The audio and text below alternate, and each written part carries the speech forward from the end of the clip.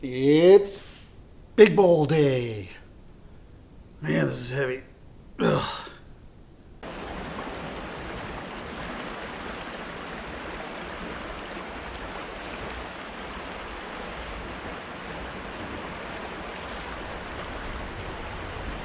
So we are going to finish this bowl for Troy. I did this. There's a video on the roughing out of this. Geez, I can't even remember. It's over a year ago now. This has been in my kiln now for probably 2 months, and it is dry and ready to be used. Now, I'm going to show you why when you rough out your bowls, if you're a twice turn turner like I am, why you need to leave 1 inch of thickness for every 10 inches in diameter. Now, this piece here is 2 inches thick, and when this dried, so you've got pretty much 22 inches here, and here you're looking at 20 3/4. So when these bowls dry, they'll always pull in on themselves. This is the end grain, so the tree would have been growing in this orientation. So if you don't have enough thickness here after this dries, well, guess what? You're not going to be able to make a bowl. You might be able to make something smaller down inside, because typically out near the rim it's always going to be thinner than it is down in here. So that's why when you rough out your bowls, you should always do 1 inch for every 10 inches in diameter. So there are some issues with this bowl that we need to correct, and this is probably the biggest one right here. And try and get that in the camera. So a big crack developed when it was drying, and what I did was, as you can see, I don't know, hopefully you can see, there is CA glue here. So what I did was I took the thin Starbond, poured it down inside on the edge of these cracks, and it stopped it from migrating. So as your bowls are drying, it's important to go in and check on them, and if you start to see cracks like this, if you see it soon enough, you might be able to save the piece where you don't have to do any inlay or any resin. But this is a really large bowl, and this is a really large crack. So before I put this on the lathe and try and turn it, we need to throw some resin in here just to make sure that this is a good solid piece before we start spinning this beast. All right, folks, just going to jump in here. So, when I was in full production, I would rough out between 400 to 600 bowls a year. And, it becomes quite a taxing affair to constantly go in and check on these bowls as they're drying. And if you see any cracks developing, then, hitting them with the CA glue to stop it from migrating. That's all fine and dandy. But, I guess really the bottom line is, if you do, you probably won't have as many cracked bowls as you ordinarily would have. Now this piece does have anchor seal on it, so I want to make sure that I've got a good bonding surface for the hot melt glue that I'm going to put on here to make my dams with. So that typically won't stick to the anchor seal, so it's important to get rid of that. And as you can see with that knife, I was just opening up that crack a little bit just to try and make sure that the resin wasn't going to have any issues flowing through it. Here, of course, I'm using the 6mm poly like I like to use for these little dams.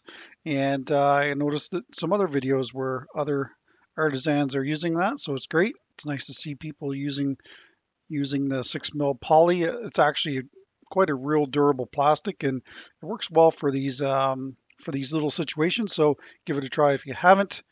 And so I initially put the glue down, stuck the plastic to it, and then I ran another bead of glue around the outside after I cut it basically back to the glue line.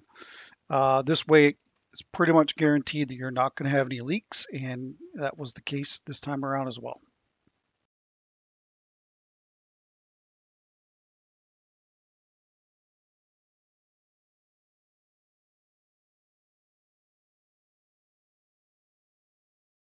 To fill this crack in, we're going to be using the Pro Series from Designer Epoxy.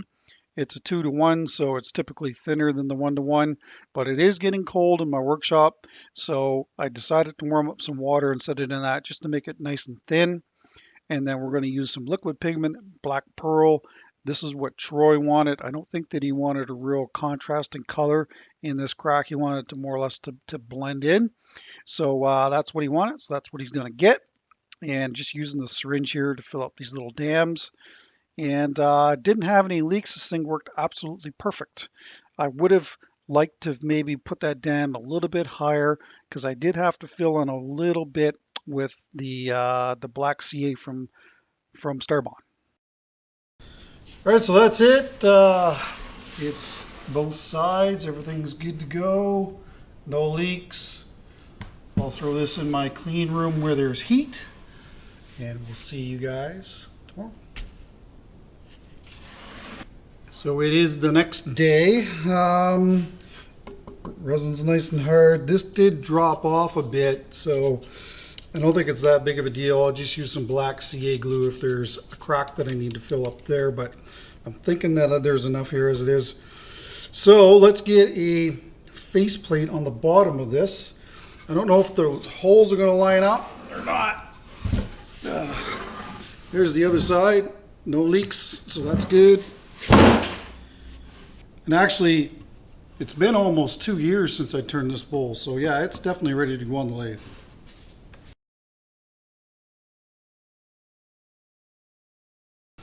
Yeah, the tenon is definitely shrunk. Just hoping I'll be able to get at least 4 in the original holes.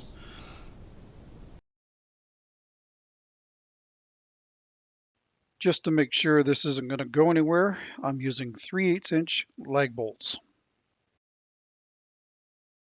Well, I mean, there's 5 that are in good solid wood. I'm going to have to drill these because it's off quite a bit. But we'll see. Shouldn't be an issue.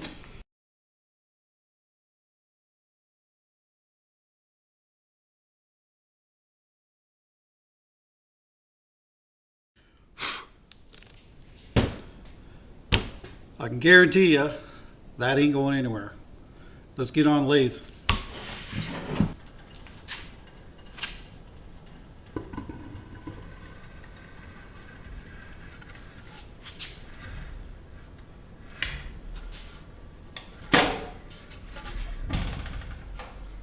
Whew.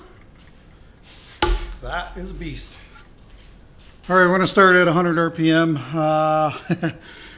Until this thing gets trued up, I'm just going to go easy with it. Once it's trued up, then we'll be able to pick up the speed, but I don't know. This is a big bowl. You'll see in the video here that I pretty much just stick to the 5/8 bowl gouge. The only difference is when I do the soapstone inlay, when I cut that back, I switch to the Hercules. But for the most part, the 5/8 bowl gouge by David Ellsworth is the tool that I used here. 100 RPM may seem slow, but this is a really large turning, and as you can see, it was out of balance. So until you get that surface trued up, it's best to take your time and not push things too much. I cut the resin fine. All there was that real thin line. Anyway, yeah, challenging.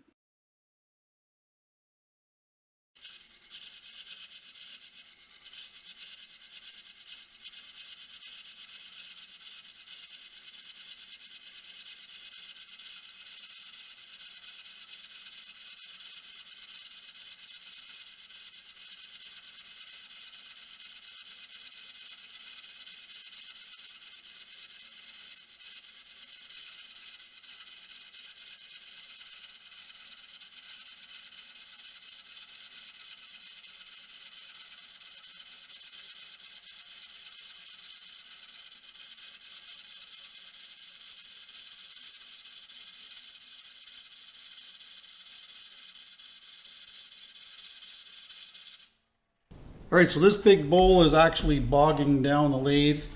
Right now I've got it set on the 3rd smallest pulley. So if you go to the largest pulley, that's going to give you the most power, and of course the smallest one gives you the least amount of power. So what I'm going to do is move it up to the 2nd largest one, and that should give us enough power that it's not going to be stalling the lathe. If it still does, then I'll have to switch it to the very top one. The other thing too is this lathe has an electronic brake in it, but it'll only brake so much and then it lets it free spool. So you make sure that if you're turning something large like this and you have one of these electronic brakes, that the faceplate is onto the lathe good, because if it isn't, when that brake comes on, your bowl's going to spin off and go that way. So, you know, that's not good. Along with that, another thing that happened to me in the past was we had a thunderstorm come in, and I just kind of ignored what was going on. I just kept working away, and of course the gouge was engaged in the bowl like it is now, and then the power went out. So what happened was, because the gouge was stuck into the wood, it unscrewed from the lathe and then fell onto the floor. And another thing that happened to me, and I'm telling you this so that it doesn't happen to you. I was using my vacuum chuck, and again, the power went out, and my bowl just went flying across the shop.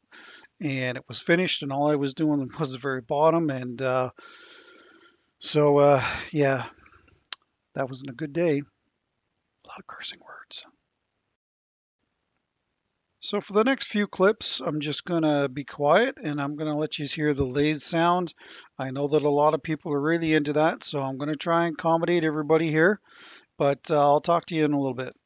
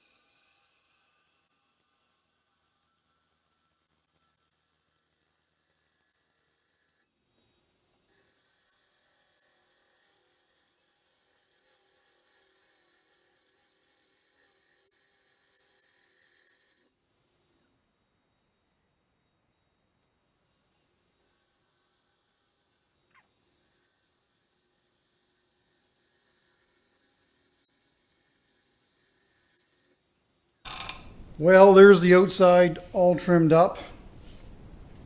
Better with that off. Maybe. Anyway, it's a little bit of tear out. I'll go back and shear scrape this after we got the inside done. I'm going to do a little bit more profile here, I think, maybe before we do that. But other than that, I mean, it's just, it is so hard. I mean,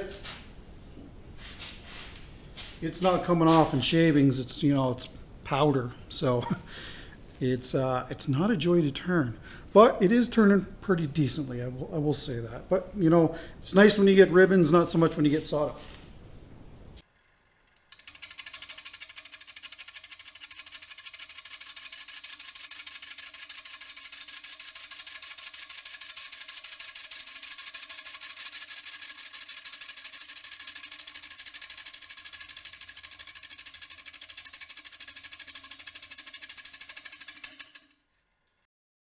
So after I got done turning the outside, getting things more in balance, I was able to, I think I bumped the RPM up to 260 or something like that. So, typically I always do the outside, move to the inside, and then on a piece that's this large, and on most of the bowls that I turn, there's built up tension in the wood. And of course, that comes from the drying process. The bowl is being pulled in on itself. So, that tension is in a sense locked up inside that wood. So when you start shaping it and working it, the tension comes out of the wood. And then you'll see, especially on a turning that's this large, you'll see that now the outside isn't trued up anymore. So I typically let that be and then go back and shear scrape the outside. Sometimes I have to give it another trimming before I proceed with shear scraping, but I think that I just did the shear scraping right off the bat here. So, I know that some people have actually contacted me and said, like, I'm having issues and like what's going on. And that's exactly what it is. It's built up tension in the wood. So once that comes out of there, then you trim up the outside, then typically you're not going to get a lot of movement. The other thing that you can get some movement with is so you sand the bowl and then you put a coat of finish on it. And then in my case, I put it in the clean room where there's heat. Well, that heat overnight can make a bowl kind of move a little bit too. It's not going to be dramatic. You're not going to be able to see it with the naked eye, but when it's mounted on the lathe, you certainly are going to be able to see it. And you're probably thinking to yourself, well, maybe that's not dry. That's most cases. It certainly could be that, but in most cases it's not. It's just there's a little bit more tension there, and that heat is causing the wood to move a little bit. And whether you know it or not, a wooden bowl will move with the seasons. So typically here in Canada, of course, it's dry in the wintertime, and it's even multiplied in our house because we use wood heat in order to heat the home. So I do find that it's really, really dry in here. And you'll see wood turnings that are kind of rocking back and forth on the table. But of course, when spring comes around and there's humidity in the summer and spring, well, of course, that bowl then relaxes because it absorbs a little bit of moisture, and so, I mean, it's normal for wood turnings to move with the seasons. And I don't know if a lot of people are aware of that, so I thought that I would point that out. All right, so we're almost there.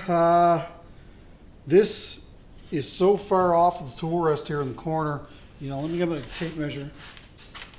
That's 6 inches right there in the belly of the bowl here. So, you're always fighting the gouge because it wants to dip down because there's so much overhang.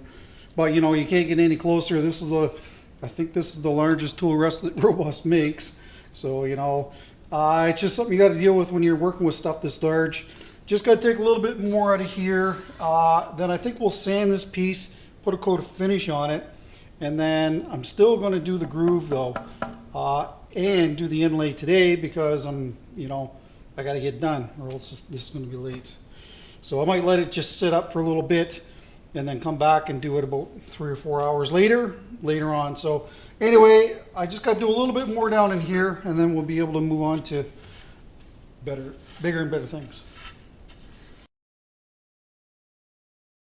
So this is why I like to use the 5/8 bowl gouge, and I certainly could use a thinner gouge, but typically I don't see the need for it, especially when you've got six inches of tool overhanging.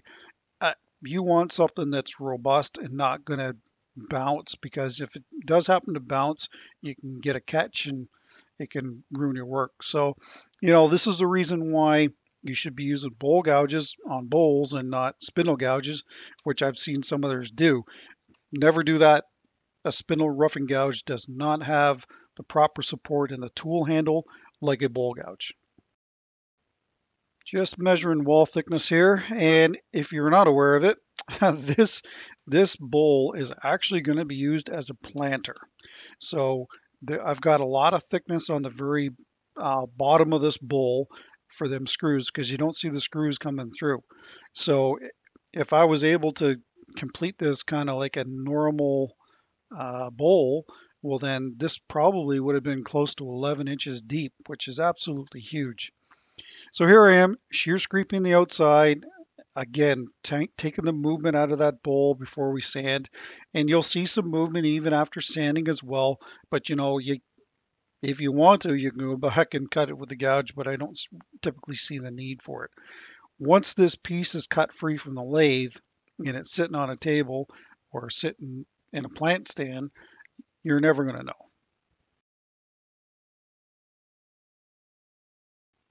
Finally, on to sanding. These are the 3.5-inch dipple discs from sandpaper.ca. And there is a link in the description to get 10% off your next order. And, I typically sand these pieces from 60 to 320. And this piece, as large as it was, did sand up quite nicely. I thought that I might use double or triple the amount of sandpaper to get the job done, but it was for the most part, I think maybe I used 4 60 grit pieces to clean. That's the important grit for me. And after that, everything was just one piece of paper for the inside and the out until I was done sanding. And here we're cutting the groove with a 3/16-inch parting tool from Crown. And Troy wanted a soapstone inlay in this, so that's what we're doing here. Or we're prepping it for the inlay anyway.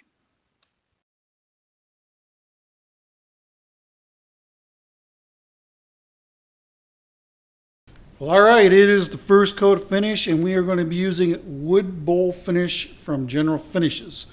Put some of it in this little squeeze bottle. It'll be a lot easier to apply on a piece that's this large. The plan, of course, is not to have food in this, so the wood bowl finish is a good finish for that.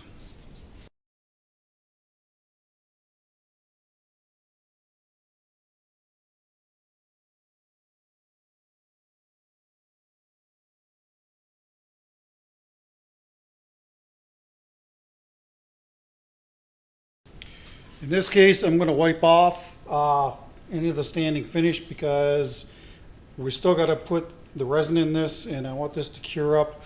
I'll show you afterwards how I can speed that process along, but for now we'll just get rid of the excess finish.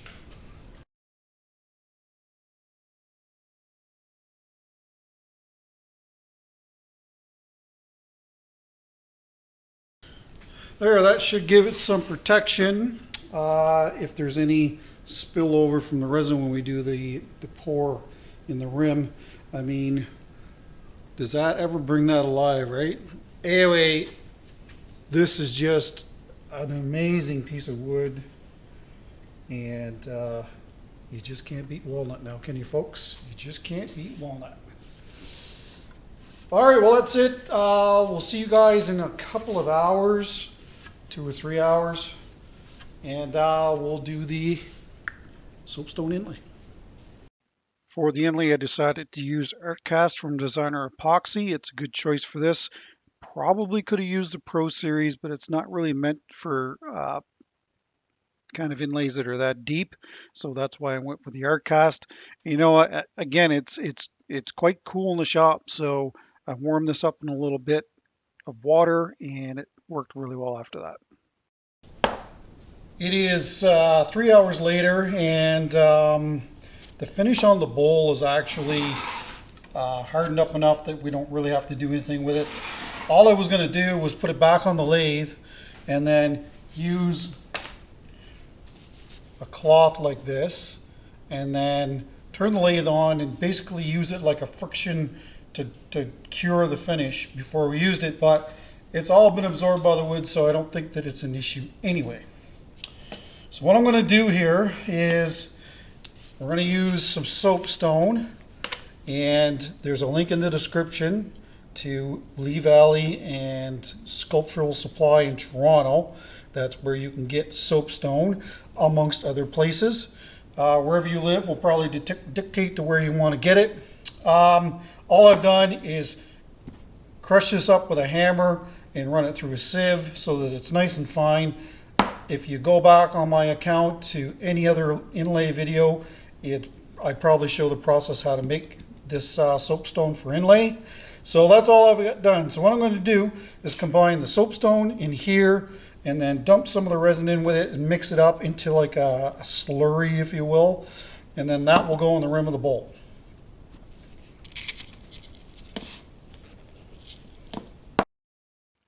One of the knocks on 1-to-1 resins are that they are typically thicker than 2-to-1 resins, but in this case, designer epoxies 1-to-1 is really, really clear, so I like using that.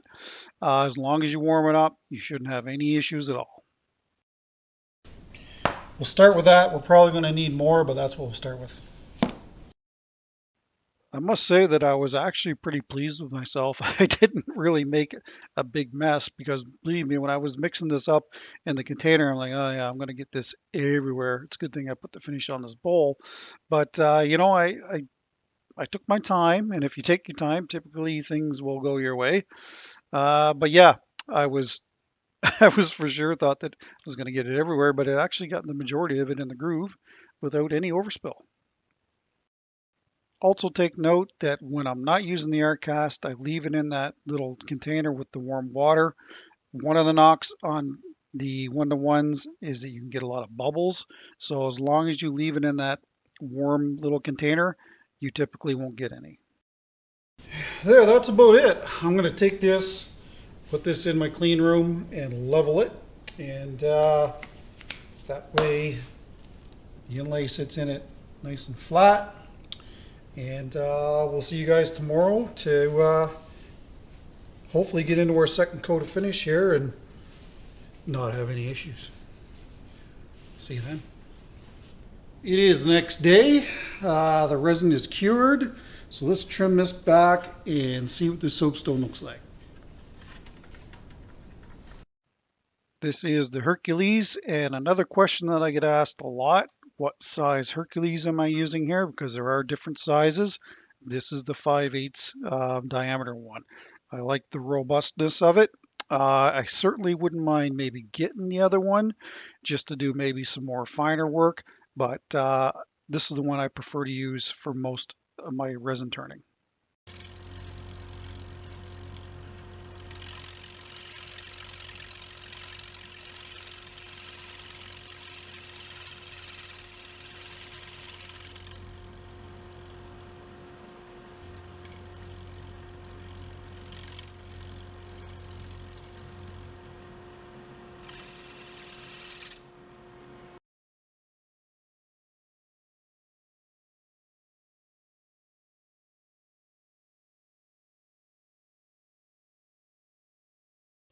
So in the next few clips, you're going to see me point some stuff out. When the inlay goes in with the resin, when the soapstone goes in with the soapstone will sink to the bottom and then the resin will sit on the top. So we want to be able to see the soapstone and not the resin. So I'm trimming back. So right there, you can see that that looks like natural material. And in this location, you can see it's resin. So that resin is sitting on the top. We want to get rid of that so that we have our natural stone look all the way through the inlay.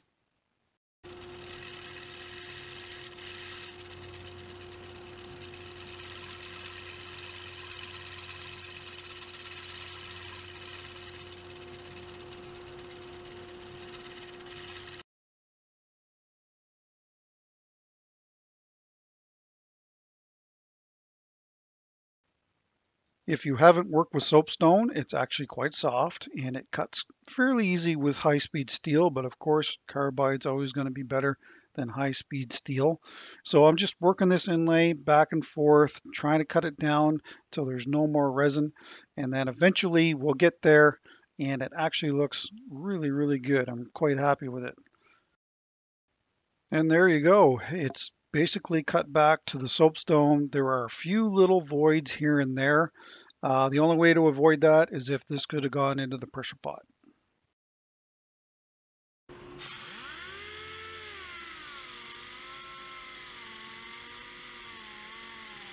This is a sander that I like to use to cut back the inlay initially, and it's the 6-inch random orbital air-powered sander, and I always use 60 grit while doing it. And here I'm just pointing out some spots that need to be filled that typically happens with all these natural inlays. Just getting this piece on and off the lathe was a chore. It might be a little hard for you to see, but there actually is some tiny little voids here. And I was totally expecting this. The only time that you're not going to get these is if you use the resin with the natural materials and you put it in the pressure pot. Every time I've done that, I've never had to do a second filling at all, but obviously this gigantic bowl, I can't get into my pressure pot. You can see the stone now, where before you couldn't. All you could see was kind of just a straight gray color. So at least now you can see the texture of the stone, and that's exactly what we're looking for. So all I'm going to do is soapstone that's in here, and if you shake it, all the real fine material will come to the very surface. So then I'll just do this kind of in different areas around the bowl here, and that should be more than enough to get it filled in.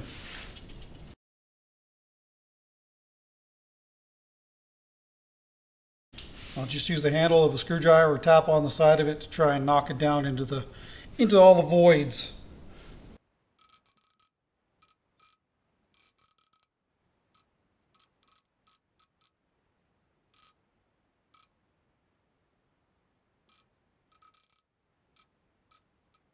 There, that's all it takes. I know there's going to be some people say, well, you want to use a vibrating device of some sort? This does just fine.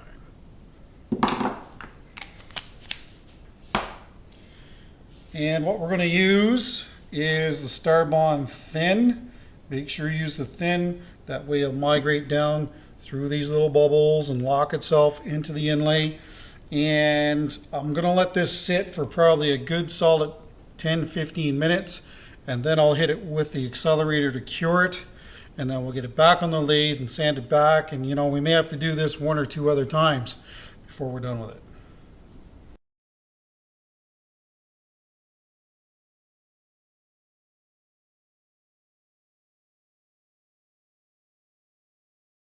The other thing you can do is put a glove on, obviously, and then just go over the surface. And I find sometimes that helps kind of put the CA glue down into any of the voids, break the surface tension, if you will.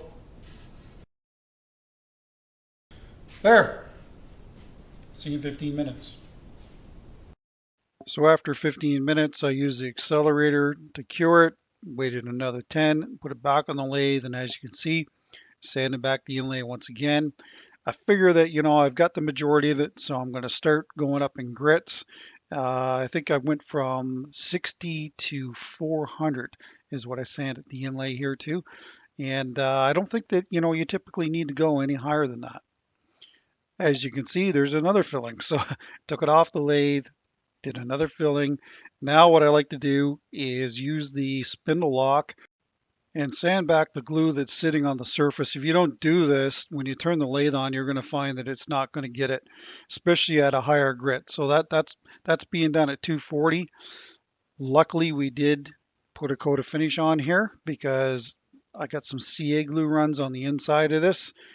Again, probably it wasn't patient enough, but that's the main reason why that coat of finish goes on there.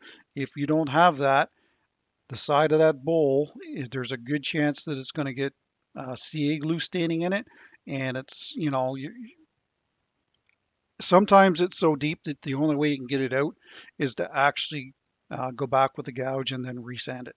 So you don't want to go down that road, especially when you're to this part.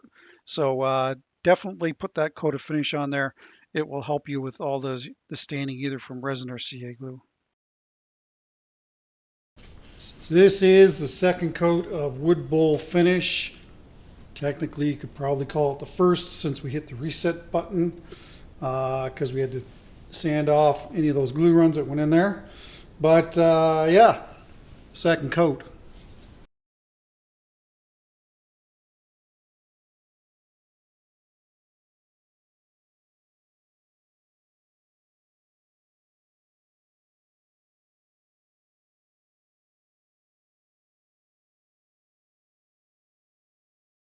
This is probably the largest inlay that I've done.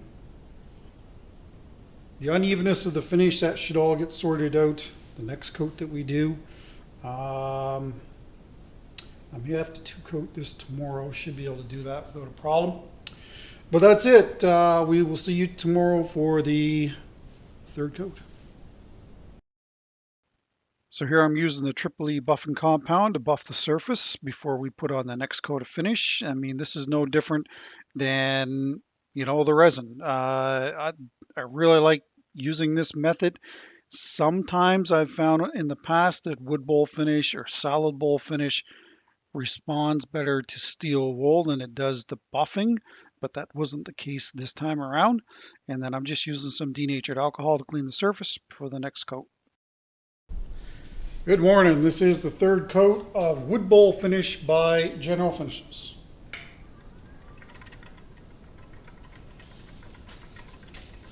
I won't be dumping it onto the piece this time because I don't want too much finish on here. Don't want any runs. Like I said, this is going to be a planter. So I did the initial finishing on this piece, and I believe that Troy is going to apply another coat of resin on the very top of this just to give it some protection. I'm going to let him drill the holes in the bottom of this. I don't know the whole story on what it's going to be used for, but I just couldn't bring myself to drill holes in the bottom of this. So I'll let him do that. Yeah, it looks like we're gonna have to do another coat, so hopefully I'll be able to coat that again today, later on. It's 9:30 in the morning right now, so at the end of the day, this should be cured up enough that I'll be able to throw another coat on it. Anyway, I'm gonna do the fourth coat the same way as the third coat, and we'll see you when we're doing the bottom.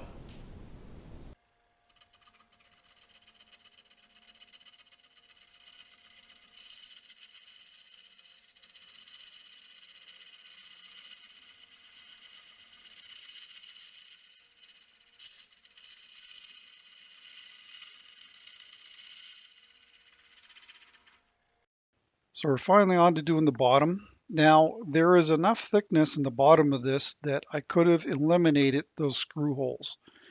The only problem with that is the further you go up the bowl, the wider that foot was going to be, and it just wouldn't have looked right.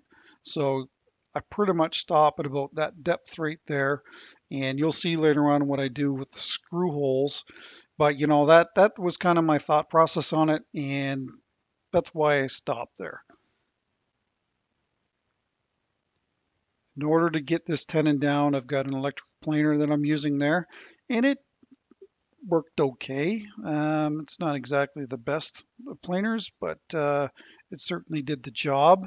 And you'll see me use a belt sander and also the grinder as anything to kind of get this down and get the job done. But the planer by far was certainly the fastest of the three of them. There's the grinder with the Kutzall grinding disc on it. That actually works fantastic for this kind of work. I actually debated on just strictly using that to cut down the tenon, but decided to use the electric planer. And then you'll see me use the belt sander here as well.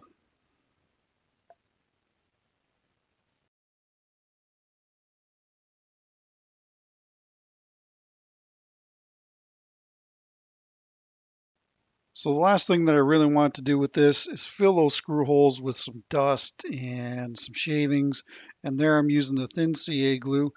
And it just gives it I could have left them there because like I said, I believe that Troy's going to drill holes in the bottom of this anyway, but I figured that I would give him a finished look, and if he wants to drill holes in it, then so be it.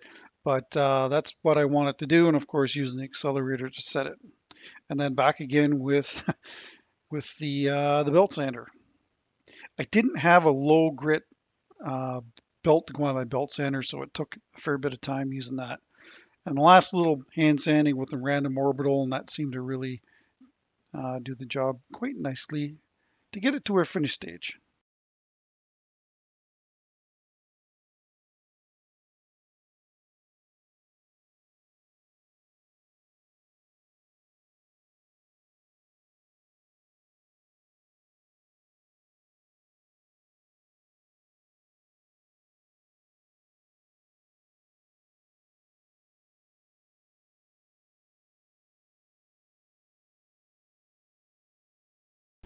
Well, that's it for the video. Hopefully you guys enjoyed it. The final dimensions on this are 20.5 inches across and 9 inches tall. So it's a really deep turning.